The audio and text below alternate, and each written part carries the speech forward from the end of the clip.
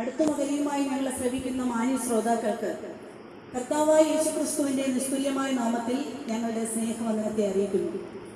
ഇന്ന് ഈ വൈകിയ സമയത്ത് ഈ ദേശത്ത് കടന്നു വന്ന് കർത്താവായ യേശുക്രിസ്തുവിനെ പരസ്യമായി ഉയർത്തുവാൻ ദൈവം ഞങ്ങൾക്ക് തന്ന വിലപ്പെട്ട സമയത്തിനായി ദൈവത്തിന് ഞങ്ങൾ നന്ദി പറയുന്നു. കാലം തികഞ്ഞു, ദൈവരാജ്യം സമീപിച്ചിരിക്കുകയാൽ മാനസാന്തരത്തിൽ വിശ്വസിക്കും. സുവിശേഷം എന്ന് പറഞ്ഞാൽ ഒറ്റവാക്കിൽ പറഞ്ഞാൽ നല്ല വാർത്ത എന്നാണ്. എന്നാൽ ഇന്ന് നമ്മൾ അനുദിനം കേൾക്കുന്ന വാർത്തകൾ നമ്മളെ ഞെട്ടിപ്പിക്കുന്നതും നമ്മളെ ദുഃഖിപ്പിക്കുന്നതും നിരാശപ്പെടുത്തുന്നതും ആണ്. എന്നാൽ സുവിശേഷം നമുക്ക് നിത്യജീവൻ നൽകുന്നതാണ്, പ്രത്യാശ നൽകുന്നതാണ്, സന്തോഷം നൽകുന്നതാണ്.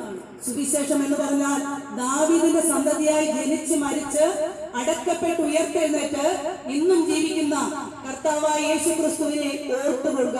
ഇതാകുന്നു സുവിശേഷം. കേവലം